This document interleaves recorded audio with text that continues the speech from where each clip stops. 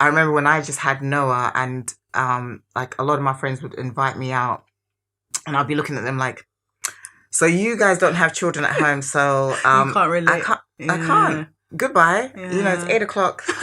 I have it's time to for go, me to go home. You know. Yeah. So it's these moments that you in your singlehood that you will appreciate.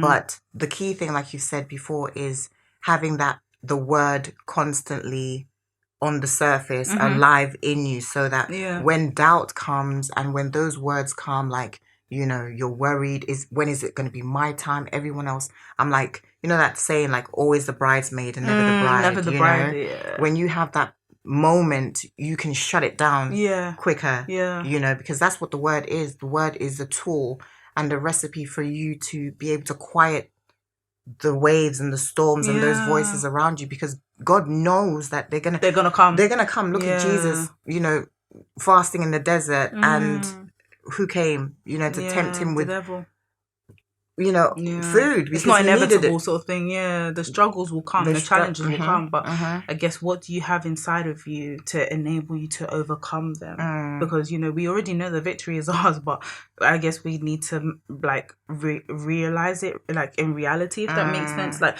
yes, we know in our hearts, but it needs to also play out in real life. Is what I'm trying to say. Yeah.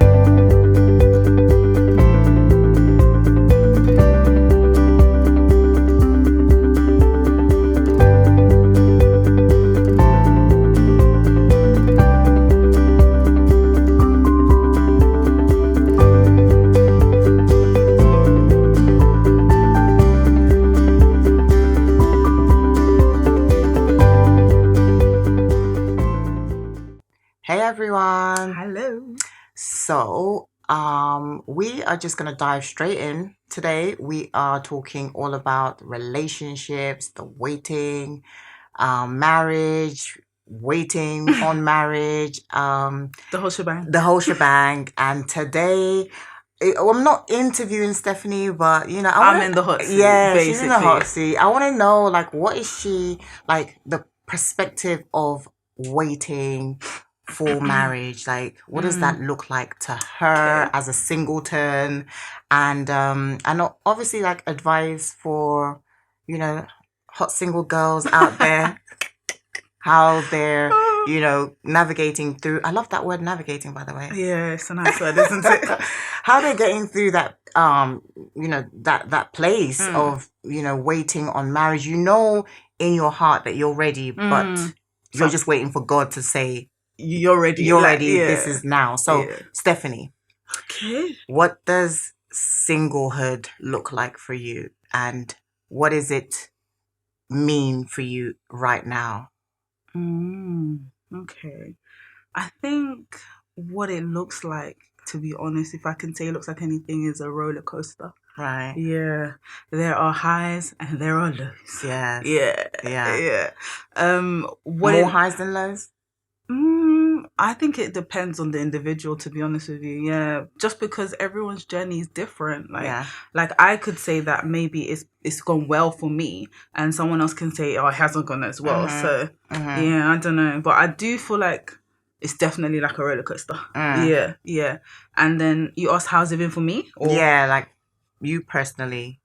Me personally, I think it's been okay. I feel like it could have been a bit better. I think just because it's taken me some time to get to the place that I'm at now. Okay. Yeah. Right. Yeah. So it could have been better, but I think it's also been quite good, to be honest with you. I feel like God has graced me to be able to handle it. Okay. I know that might sound a bit weird, but I don't know. I guess just because sometimes you can feel like you feel like you've missed out on so much, and that kind of makes you feel like, I don't know, it makes you feel a lot of different things, to be honest. It makes you feel like maybe you're not worthy. Oh, right. Yeah, maybe you're not deserving. You know, maybe you're not loved by God. Like, that's what I'm saying, it's a roller coaster, because it just makes you feel like so many different emotions at different times. So, yeah.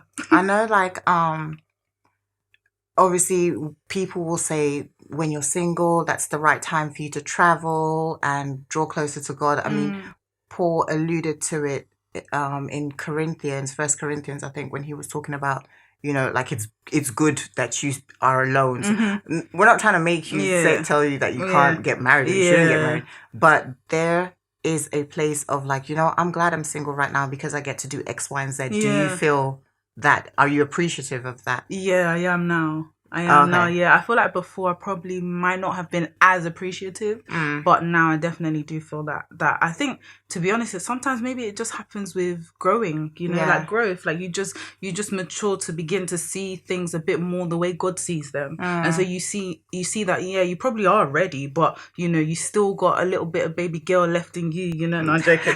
I'm joking. She's not joking. No, I am. But obviously, baby girl's subjective, innit? But when I say baby girl, I mean just, not having to think about children, not having to think about, like, attending to someone else's needs other than your own, constantly, So just those type of things, that's what I mean. So, yeah, I feel like it's something you grow into. Yeah. And you definitely feel like you're more settled into it now. Is it because of age, or is it because of your walk with God? Have you been, has that, like, eureka, that moment come to you? I don't know, it could be both. It could be both. I feel like it actually could be both, because as I've grown older, I've kind of understood better why it's good for me to not have met anyone in the past. Yeah, I don't know how to explain it, but I feel like my mind then, nothing was wrong with it like that per se, but it was just perhaps wasn't as matured as I thought it was. So now I'm like, okay, no, it makes sense, Or even, for example, just knowing that you have to kind of sacrifice a lot and compromise when you have a partner, right? Back then, I may not have been able to do it the way I could probably do it now. So it's things like that. And it's crazy because it's actually the things that we don't... It's kind of the things that we don't see. It's like it's like the underground work, if that makes sense. Being able to compromise, being able to sacrifice, being able to build when it's difficult, things like that. Yeah. And you're ready now. So now you have the blueprint of what it entails. Yeah. You're saying you're ready. Again, I don't even know. Yeah. Actually, it's like a big question. Like, is someone ever really ready? That's true. I don't know. I've heard a lot of times that, when you're ready, you'll meet someone. But then I've also heard people say that they weren't ready and they met someone. Yeah. I don't know. It's just like, you know what? I'm here and I'm doing my thing. Yeah, literally. I'm just doing the preparation, I think it's really important to prepare. I think that's one thing. Prepare means, it's a really big word, and it can mean so many different things, or there are so many different things that fall under preparation. Absolutely. For instance, preparing your finances, preparing yourself spiritually, preparing yourself physically, preparing yourself mentally, preparing yourself, knowledge-wise, like learning more, preparing yourself to be able to serve more, as in helping people out more and not just thinking about yourself. Lots of different things. For me, I'm really just preparing. I'm about that preparation life. Yeah. So what are you doing? What are you actively doing? I think I would say I'm actively working on, like, all those things, like I said, definitely working on myself spiritually, number one, because I feel like I understand that marriage is not a joke. So spiritually, I need to get to a certain place whereby it's not even as if when I get married, I'll now be like, I've arrived, but it's just that I'm more comfortable with where I'm at spiritually. Yeah. So you open that up a bit more, like, actually what? Yeah, you're working on yourself spiritually, but what within the spirituality are you doing? Okay. Learning more, praying more, yeah, leveling up. Sarah said it. level up. I'm leveling up, literally. Like, so I'm the type of person that I do not want to be in the same place that I was at last year, 2 years ago. So if I was praying, like, I don't know, twice a week last year, this year it needs to be upped 3 times, 4 times. That's my mentality. And so that's what I mean by preparing spiritually, learning more about the word, like learning more of the word. Yes, I know the word, but am I able to even cite scriptures? I'm not even gonna lie, when it comes to citing scriptures, I'm here, like, I'm all over the place. It's not that I don't know them, but it's just that I have a tough time saying this is what to say, but where it's located I have no idea. So I know the scripture, but where it's located, I have no idea. So stuff like that, I'm learning those things. And to be honest with you, I feel like we've had this conversation before, but one thing I'm really trying to do is make sure that the word is in my heart, planted in my heart. So it's not just about head knowledge, but it's about heart knowledge. Ooh. So that when storms arise, you know, the word is in my heart, so my heart is automatically telling my head, X, Y, Z. Absolutely. You know, like the Lord is your strength. So yeah, this is rubbish, but you've got the strength to go through it. Yeah. That is amazing, actually. Because like what you've just said, it's whatever is the closest to you is what you're gonna ride with or run with. So if fear, anxiety, worry is literally like on recycle inside you, that's gonna be you. That's gonna be you. You know. So what else other than spirit? Growth? Finances, definitely, finances. You know, working on saving more, working on making more money. Even my job, you know, just really thinking about my career, like where do I want to be and what am I doing in order to get there, you know? Mentally, to be honest, I'm really trying to acquire knowledge, like learn a lot. So I'm starting to read more books. Just because I want to be able to know more things, not so that I can be pompous, no, but it's just good to know, you know, it's good to be knowledgeable in certain things. Also, I guess just learning to be more independent. I would say I'm already like I'm a bit independent, but being even more independent in the sense that like not necessarily relying on people other than God for certain things. And also, to be honest with you, a lot of inside work. So like reflecting on my characteristics and like that, my weaknesses and my strengths, because to be honest with you, a lot of the times we hear it that, you know, you want XYZ in a partner, but are you that? And I do not want to be like that, where I'm asking for this, that and that, and I can't even meet half of them.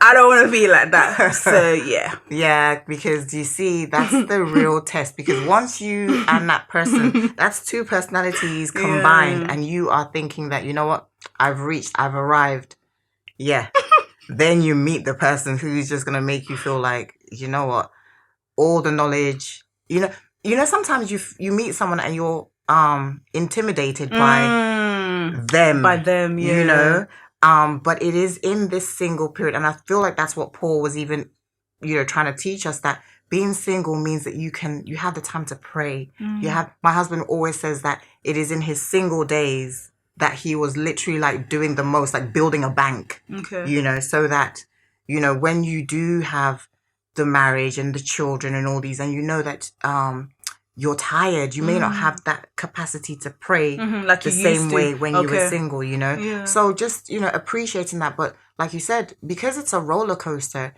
you're not always going to be thinking like that, you know. So you're going to be seeing your friends that have, you know, husbands or wives, and you're I'm always the third wheel, you know, rather than seeing it like, you guys, I feel sorry for you, you know, you guys can't be out here like you that. can't, exactly, you know, the outings, you know. I remember when I just had Noah, and like a lot of my friends would invite me out, and I'll be looking at them like, so you guys don't have children at home, so you can't relate. I can't. Goodbye. You know, it's 8:00. I have time for me to go home. You know. So it's these moments that you in your singlehood that you will appreciate. But the key thing, like you said before, is having the word constantly on the surface, alive in you, so that when doubt comes and when those words come, like, you know, you're worried, when is it going to be my time? Everyone else, I'm like, you know, that saying, like, always the bridesmaid and never the bride. Never the bride. When you have that moment, you can shut it down quicker. You know, because that's what the word is. The word is the tool and the recipe for you to be able to quiet the waves and the storms and those voices around you, because God knows that they're gonna come. They're gonna come. Look at Jesus, you know, fasting in the desert, and who came, you know, to tempt him with, you know, food. It's not inevitable sort of thing. The struggles will come, the challenges will come, but I guess, what do you have inside of you to enable you to overcome them? Because, you know, we already know the victory is ours, but I guess we need to like realize it, like in reality, if that makes sense. Like, yes, we know in our hearts, but it needs to also play out in real life, is what I'm trying to say. So in summary, if you were to summarize Stephanie's waiting period, what would you like in summary?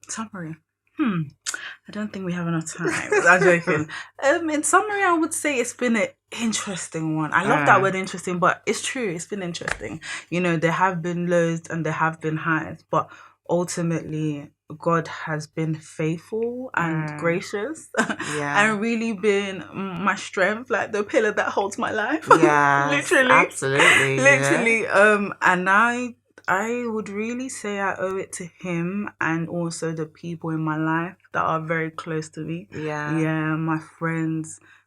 Y'all know who you were, but y'all have really been with me. You've been rocking with me. Yes. And it has been so helpful, honestly, because if I was alone in the journey, I would have just been on the floor. Like, I just wouldn't have been able to cope. No, I wouldn't have been able to. But knowing that you have a support system around you, you know, that understand. And even if they don't understand yet, they are trying to understand. Or at least they're trying to make you feel better about the situation, you know. So they're not saying to you, okay, yeah, you know what, yeah, being single is like rubbish. Yeah, you're right. And so, you know what, just do whatever you want kind of thing. No, but rather, okay, yes, we get that being single may not be the greatest thing or it may not be what you want right now, but you know, see the bigger picture or think outside the box or just don't focus on it even. Yeah. That's a nice summary. Yeah, I even forgot how to summarize it, to be honest. There was me just waffling. No, I mean, listen, like Stephanie has said, it's not one size fits all. You know, the truth of the matter is that everyone's, you know, singlehood, marriage or whatever it is you're going through is not going to look the same. But the key thing that we have to remember is it's Christ at the center of everything, you know. So when you make him the center of everything, then it's easier. It's not to say that the struggles will not disappear, but it's easier for you to navigate through it, you know. Yeah, that's true. That's true. I mean, it's been nice. I mean, I really actually enjoyed that because we don't talk about it within ourselves. We don't talk about it that much. We're more fixated on, like, you know, praying out and getting, you know, X, Y, and Z's and you know, but fair enough. I guess this was more of like a transparent kind of video, isn't it? Yeah. Fair enough. We don't really talk about it that much. So you've actually taught me much. Yeah. That's good. But in the meantime, I mean, we'll see you at the next video. Yes. Don't forget to like, by the way, and also comment as well. Because what I really want to know, right, is how other single people have been managing being single. Yeah. I really want to know. So, like, let us know in the comment section how you've been navigating through singleness. And even if you're not single anymore, how did you do it when you were single? Like, I really want to know because that can also help me, you know. Absolutely. It can help me. And then don't forget to like as well. And don't forget to subscribe if you haven't already. Please do not forget. Yes, and share. Yeah. Oh, yeah, that too. Yes. So we'll see you next time. Bye-bye. Bye. Okay, so Uche, what actually makes someone